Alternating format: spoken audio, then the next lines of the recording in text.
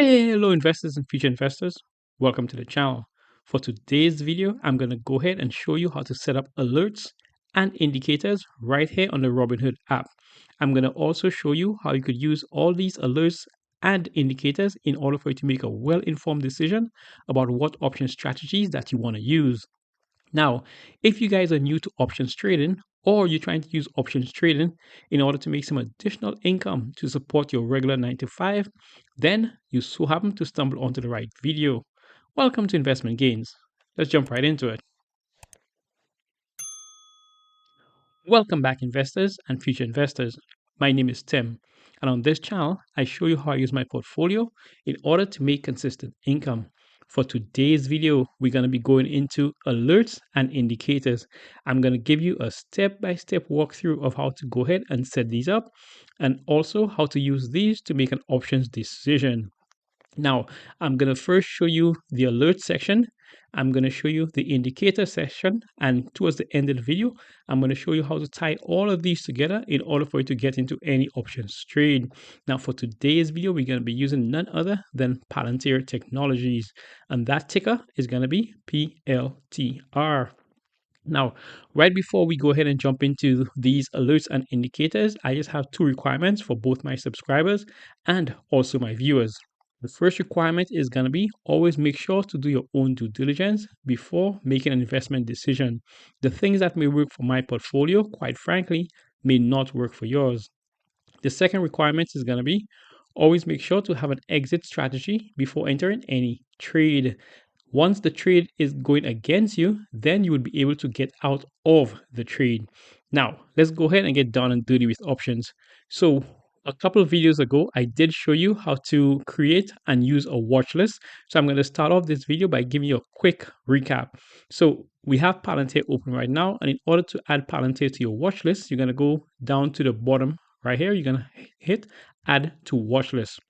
Now, there's two ways in which this can be done. You could go ahead and go to right here that says create new watch list, or you could go ahead and add it to an existing watch list.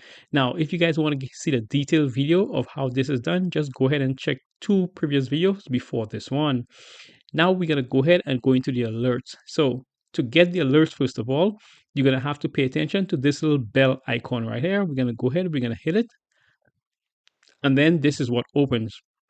Now, when you set up the alerts right here, at current, I'm actually using the desktop. You would not be getting notifications to your desktop. You will be getting notifications directly to your mobile. So for the alerts part, you're simply going to go down here. You're going to hit add alert. Now, first of all, you need to know what kind of alerts you need to add. So go ahead and do some research about what alerts you think is going to help you to make you a better trader or a better investor.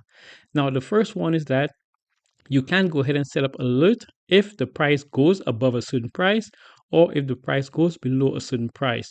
My personal preference, I always like to use the one where the price drops below a certain price because I do use my charts in order to get a price of resistance and also support, and we're going to cover that as well in this video.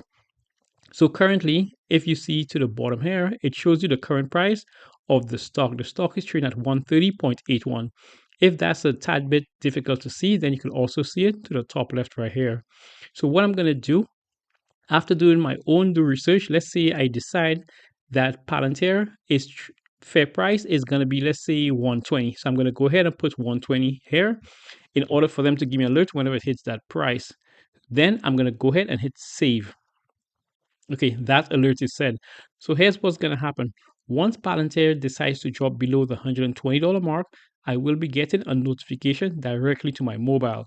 Now, you could go ahead and set up numerous alerts. I'm just going to leave one for now. Now, the next one is the indicator alerts. The indicator alert is a bit more difficult than the price alerts. So let's go ahead. We're going to switch tabs now and go to the indicator alerts right here. We're going to start off by hitting add alert. And then now this is the default alert that it comes with. The first one is going to be the MA200 or the 200-day moving average, the MA50 or the 50-day moving average, your RSI 50 or your relative strength index, or your BOL 20, which is your Bollinger Band 20. If these are not sufficient, you could feel free to go ahead and use this right down here to add additional indicators. The additional indicators that Robinhood have is for your moving average, your exponential moving average, or for the you day traders out there, your VWAP is available right here as well, and also your MACD. Now, all of these here could be very, very overwhelming. So make sure you keep it simple. Now, the only way you're going to keep it simple, you first need to know what kind of strategies best works for you. So what I'm going to go ahead and set up the first indicator that I use personally, which is going to be the 200-day moving average. So let's go ahead and set that up. Once I get into here, I'm going to go ahead and set up the alert type, and let's see the options they have. So me personally, I always like to get an alert whenever any stock price goes below the 200-day moving average. So the 200-day moving average just tells you exactly where the share price has been trading for the last 6 months or so. So I'm going to go ahead and hit whenever the price falls below the moving average. Let's go ahead and put that. And then now I'm going to have to put in a time frame. The time frame I'm going to put is going to be 1 week. Now, the reason why I'm going to use the 1 week time frame is because a current stock don't usually drop within 5 minutes below your moving average, and we're going to see that when we go ahead and check out the charts. So I give myself enough time in order for the stock to have a way to move. So let's go ahead. We're going to go ahead and hit save. So that is one indicator I like to use. Now I'm going to go ahead and add a second indicator, and that's going to be your RSI 50 right here. Let's go ahead. Let's open that up. And remember, stay with me to the end. I'm going to show you how all of this ties in for you to make a good decision. So what I like to use is when the RSI once again falls below a certain range. Now I'm going to go ahead. We're going to click that. Now the range I look for is the 50 mark. When using the relative strength index, the 50 mark is like the average. So whenever I get an alert that a stock is going to go below the 50 mark, then I start paying attention to that stock. So let's go ahead and change this to 50 right here. And once again, we're going to go ahead to a week. We're going to go ahead and we're going to hit save. So there you have it. I have one price alert set up. So if Palantir were to go below $120, I would get a notification to my phone. If on the alert side, if Palantir were to drop below the moving average of 200 or the RSI of 50, I would get another notification to my phone. Now, it's good that you go ahead and do all this groundwork, but remember, the most important thing is that you need to have your notification set up on your phone. Without it, you would not be getting these alerts. Now, let's go ahead and go into the charts to see how these all come together. To do that, we're going to now go to the advanced feature right up here. We're going to be selecting a time frame. Let's just use the 1 year time frame. As you can see, as soon as I pull it up, the alerts pop up right away. So let's go to the 1 year time frame. That's going to be the 1Y right here. And now I'm going to show you exactly what I got here. So the first indicator I set up was the 200-day moving average, and that's depicted by this blue line right here. Now, right away, you can see the current price of Palantir is trading at $130. However, for the past 6 months, Palantir was trading around $90 or so, between $85 and $90. So right away, I can tell the share price is way higher than my 200-day moving average. So right away, I know if I were to take up any position in this stock right now, it's going to be a short-term position, because sooner or later, your price always reverts back to your 200-day moving average. No one knows how long it takes, but it always reverts right back to the 200-day moving average. Now, the second indicator is going to be the relative strength index, or the RSI, and that's going to be down here right below the chart. Now, currently, the RSI sits at around 56, 57. So in this case, I would not get an alert. Now, the criteria for me to get an alert for Palantir right now is 1, the share price needs to be below 20. 2, the current share price needs to be trading below the 200-day moving average. And 3, the RSI needs to be below 50. None of these have been hit right now, so I would not be getting any notification. However, it is on my watch list, and whenever any of these criteria are met, I will be able to get a notification. Now, before I go ahead and show you how to use all of this to make an informed decision, let's go ahead to your right here. So when you're setting up your chart, Once again, I'm pretty sure I mentioned this before. I will mention it again. Try to set up your chart and make it look as clean as possible.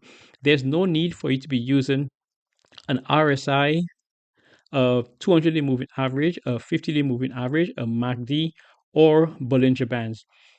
Feel free to use the indicators that cater to you, especially if you're a day trader or a swing trader or a long-term investor. Different indicators are going to cater to different people. No one's approach is wrong. Just find the one that suits you and use that one while keeping it as simple as possible in order for you to not be confused and be able to make a very quick decision. Now, based on the information I have here, if I were to take a position on Palantir right now, like I mentioned before, the position I would be taking is going to be a very short-term position because I know this share price is going to be coming back to the 200-day moving average right away. I do not want to be that guy that bought at almost the all-time highs and I get bag holding. So that's one way you could go ahead and use this. The other thing is that why I would go and use a short-term position is also for the RSI. The RSI, sooner or later, it's always going to revert back to the $50 mark. It's going to go above it sometimes. It's going to go way below it sometimes, but it always comes back to that $50 mark. Now, for those of you that stayed to the end of the video, you guys are the real investors and future investors. So what I'm going to go ahead and do now is that I'm going to go ahead and show you if I were to trade Palantir right now, what I would do. So now that we're on the chart, let me just use the indicator to show you guys something. So I'm going to put my line right here. And with my line right here, you could see the price to the right-hand side says $130. So what that tells you is that Palantir have a very clear support level at $130. What the support tells you is that once the share price goes down or it goes up, it's going to come back sooner or later to the $130 mark. So what you're going to do, you're going to try to build off a strategy along those lines. Now, no one's going to be able to tell how soon it's going to go down to the 130 mark, or if it goes past the 130, no one's going to tell how soon it's going to come back up to there. But we did say we're going to take a short-term position. So let's go ahead back to Palantir right now. Now I'm going to go ahead and demonstrate the strategy that I would be using. Remember, do your own due diligence before doing any of these strategies. So we're going to go ahead and wait for the options chain to open. And now that the option chain is open, I'm going to be going to buy, I'm going to be going to call, and I'm going to be changing my strike date. The strike date I will be looking for is going to be around a 30-day to expiration. And the closest one to that is going to be August 1st, which gives us 31 days to expiration. Remember, I did mention a couple times I will be taking a short-term position on this. Now, I'll be going ahead and choose a strike price, and the strike price I would be choosing is probably going to be the $130 strike price. We did see that it show a clear support at that $130 strike price. I'm going to go ahead, I'm going to click into that. Now, this option strategy is going to be known as a short call. I know it says long call right here, but it's a short call because it's only 30 days out.